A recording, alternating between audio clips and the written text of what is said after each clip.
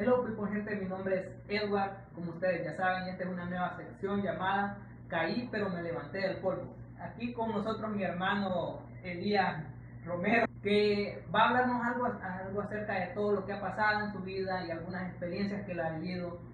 Y bueno, hace unos días puse una publicación en Facebook acerca de que iba a haber una nueva sección y es esta. Vamos a comenzar. Puse hace un tiempo una publicación en Facebook si alguien podía hacerme alguna pregunta para hacértelas a vos.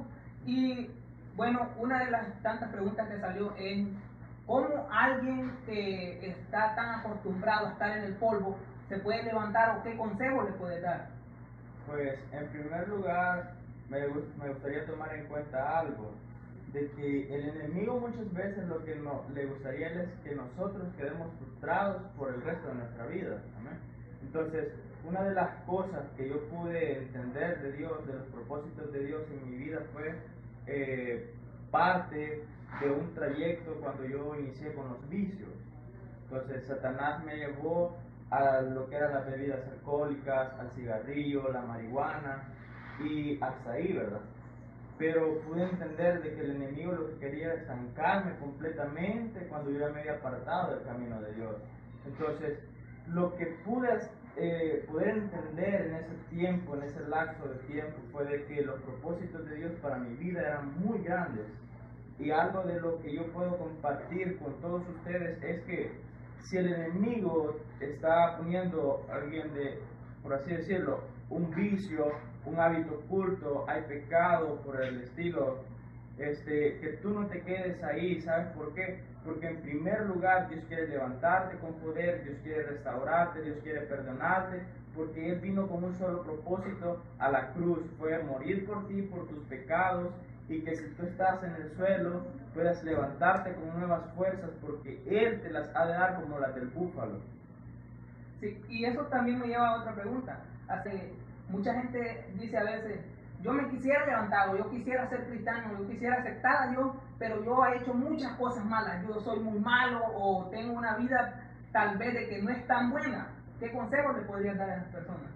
Pues, sabes, en primer lugar, me gustaría tocar este punto. Las iglesias muchas veces se convierten en un club social y vamos a la congregación y nos mostramos personas perfectas para ir a adorar a un Dios perfecto que se alegra de cuán perfectos nosotros somos.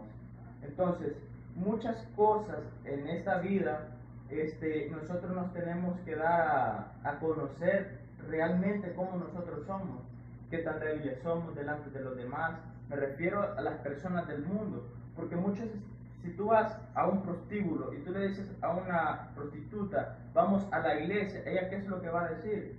Tú no sabes, no conoces mi trabajo, tú no sabes lo que hay dentro de mí. Entonces, si nosotros reflejáramos realmente que seguir a Cristo es algo que tenemos que morir día a día, tomar una cruz que Cristo nos ordenó, sería muy diferente. Entonces, si nosotros como verdaderamente cristianos tratáramos de marcar la diferencia y poder acoplar en el mundo, o sea, en el mundo en el cual vivimos, esa visión de que somos tan imperfectos como ellos, pero Dios es quien nos renueva día cada día. ¿Por qué? Porque nuevas son sus misericordias. Cada mañana lo dice la palabra. Entonces, si nosotros vamos a demostrar en nuestra vida como hijos de Dios de que somos imperfectos como las demás personas, créeme lo que los alcohólicos, prostitutas, drogadictos, pandilleros, todos tendrían que estar en alguna iglesia. Pero muchas veces nosotros reflejamos una mala imagen de lo que es la religión y lo que es Cristo. Sí, y eso me lleva a pensar a que muchas veces como cristianos estamos en un punto de que nos convertimos, digámoslo así, en un francotirador, que solo buscamos un texto bíblico o algo que esté, digámoslo así, dedicado para una persona. Algo que diga acerca de que alguien falló o algo por el estilo, y nos ponemos a exponer los errores de otros sin importar que nosotros somos muchas veces imperfectos. Y eso me da a conocer de que muchas veces por eso es que la gente no llega a la iglesia, así como vos estabas diciendo. Cabe este punto aquí, Edward, de que muchas veces, ya sean líderes, diáconos, pastores, ministros de alabanza, etcétera, buscan algo clave como para poder dañar a las demás personas.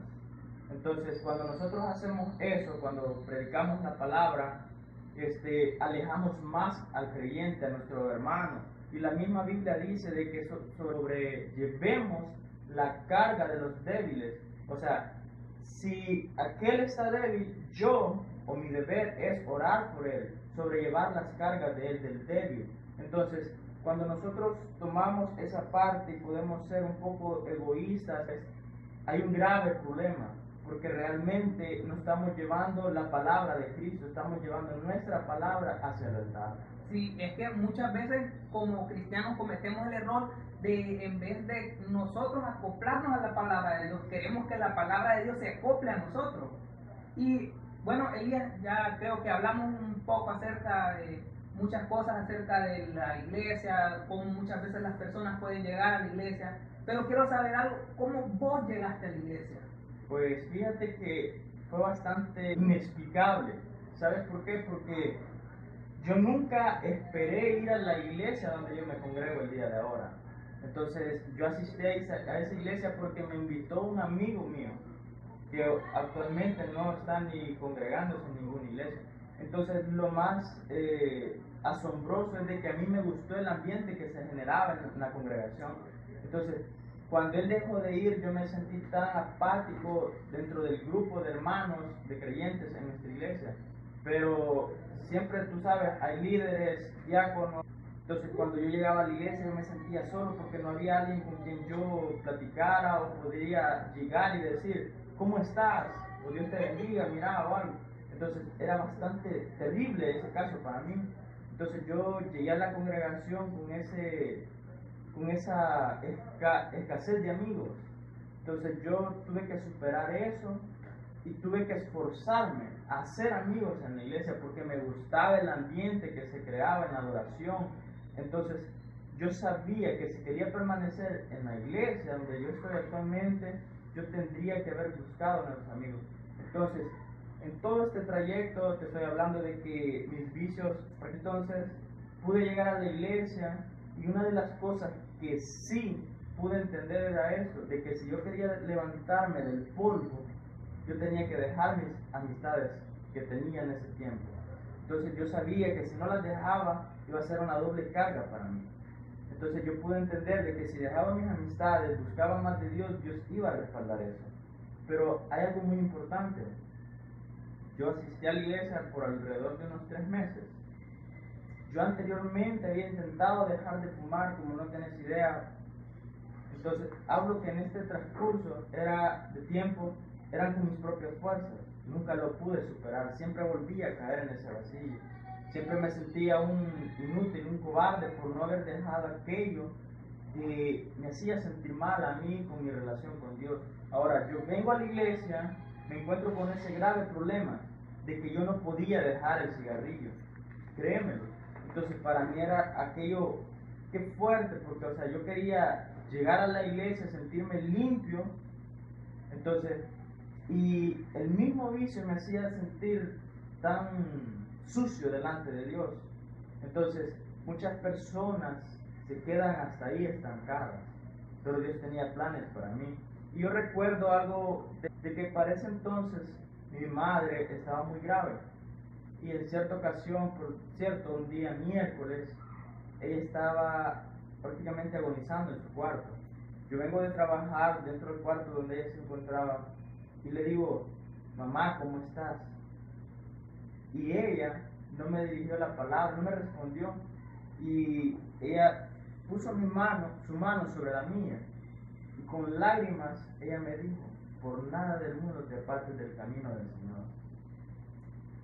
Yo en ese mismo momento, te digo algo, no puedes sonreír si tú ves a tu madre viva, si tú ves a tu madre que, o sea, está al 100% activa, pero qué triste es ver a tu propia madre dándote unos alientos de vida para ti en lo espiritual, cuando tú sabes que tarde o temprano ya puede partir de esta tierra.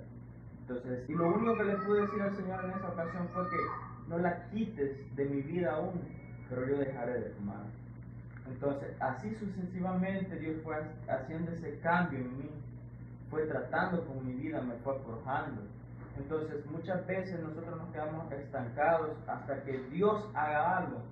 Dios lo ha de hacer, pero el método que Dios ha de utilizar para con nosotros ha de ser muy doloroso. Así que, como tú decías, me caí, pero ahora me levanto del polvo.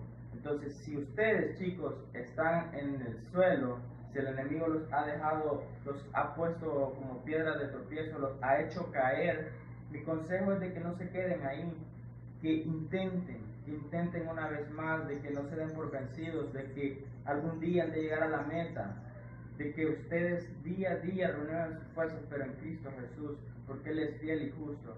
Yo creía algo, Edward, y lo amparo bíblicamente, de que hay camino que al hombre le parece derecho, pero en su fin es camino de muerte. Yo me sentía también en el mundo, pero había un vacío que nada llenaba.